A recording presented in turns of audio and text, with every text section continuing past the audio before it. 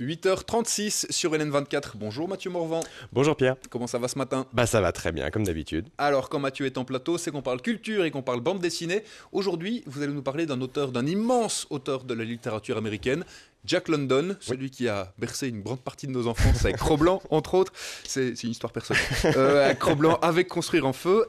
Il a évidemment laissé derrière lui une empreinte indélébile. Oui. Et aujourd'hui, un auteur de BD s'intéresse également à son œuvre. Oui, alors c'est pas le seul, il y en a eu d'autres, mais là, Riff Rebs, c'est la deuxième fois qu'il adapte un roman de Jack London. Donc la première fois, c'était Le Loup des mers, et là, cette fois-ci, c'est Le Vagabond des étoiles. C'est la première partie, et c'est sorti aux éditions Soleil dans leur collection Noctambule. Et qu'est-ce que ça raconte? Alors, ça se passe dans un premier temps dans le pénitencier de San Quentin, Saint-Quentin, en Californie. J'essaie de bien le formuler. En fait, le héros s'appelle Darrell Standing. C'est un type en fait qui est condamné à la prison à vie. Il a assassiné un de ses anciens collègues de boulot dans un accès de rage. Et bref, il fait un peu les 100 pas dans ce pénitencier. Alors, les conditions de vie, bien sûr, là-bas, elles sont déplorables.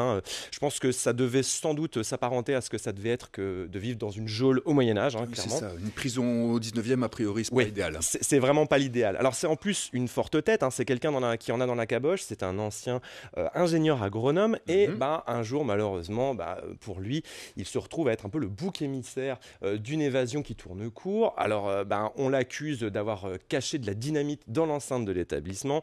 Il va se retrouver à l'isolement et on lui fait subir le supplice de la camisole de force. Oui, c'est assez douloureux, clairement. Il souffre le martyre. Et en fait, pour réussir à un peu se libérer de tout ça, il va commencer à pratiquer l'auto-hypnose. Alors, cette auto-hypnose va lui amener, en fait, dans un état second, des images de vie antérieure, alors de vie de personnes, bien sûr, qu'il ne connaît pas, des personnages du passé.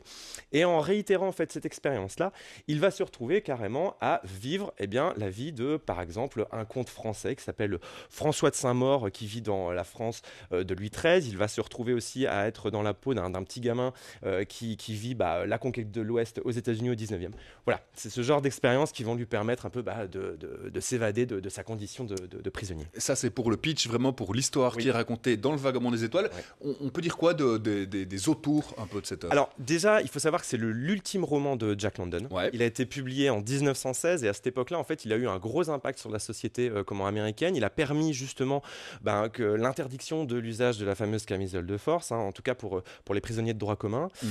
Il a aussi permis qu'en Californie, soient vraiment révisées les structures pénitentiaires en tant que telles. Donc c'est un roman, oui, et donc aussi la bande dessinée, bien sûr, qui a un vrai impact social. La volonté, en fait, de Jack London, c'était de dénoncer la violence carcérale.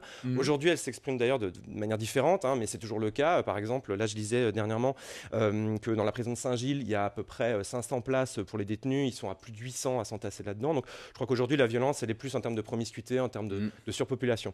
Bien sûr, c'est aussi une bande dessinée qui donne la part belle à tout un côté, je dirais, un peu cosmique, puisque on voyage, le lecteur... Oui, c'est ça, le côté auto-hypnose. Voilà, tout à fait. On voyage beaucoup entre réalité et fantastique. Et puis, on le voit sur les planches qui ont été diffusées pendant la chronique, et là, sur la couverture, il y a un code couleur un peu tout au long de l'histoire. Tout à fait. Alors ça, c'est vraiment la marque de fabrique, en fait, je dirais, de Riff Rebs. C'est quelqu'un qui fonctionne, en fait, avec ce qu'on appelle la bichromie, donc à savoir 2 couleurs qui dominent. Et ça permet justement un petit peu de rythmer le récit. Donc, lui, il suit en fait le roman, c'est-à-dire que vraiment toute l'histoire est chapitrée comme le roman, dans cette BD-là. Mais pas de surprise, donc si on a lu le roman, on va pas être surpris, on va pas être étonné. Tout à fait, même s'il adapte ça librement quand même, bien sûr, il prend certaines libertés. Mais donc ce code couleur permet justement de nous identifier à tiens, il est en train de parler du passé du scénariste, du héros. Ah, il est en train de nous parler de ce fameux chevalier là, ce comte français qui vit dans la France de Louis XIII. Donc tout ça permet justement de s'y retrouver, ça rythme bien le récit. Et voilà ce que je peux dire sur cet album, quoi. C'est une adaptation qui est prévue. Là, il y a 1 tome, 2 tomes, parce que c'est un gros livre. Ce sera en 2 volumes, voilà. J'ajoute aussi parce que, franchement, c'est important, je trouve, parce que le message véhiculé est chouette. Donc, à partir de 14-15 ans, on peut tout à fait se lancer là-dedans. Je vous invite vraiment à le faire. J'invite les parents à le faire. Voilà. et à offrir ça à leurs enfants. On répète donc Le Vagabond des étoiles par Riff Rebs et la maison d'édition. C'est Soleil, c'est la collection Noctambule. Merci beaucoup, Mathieu Morvan.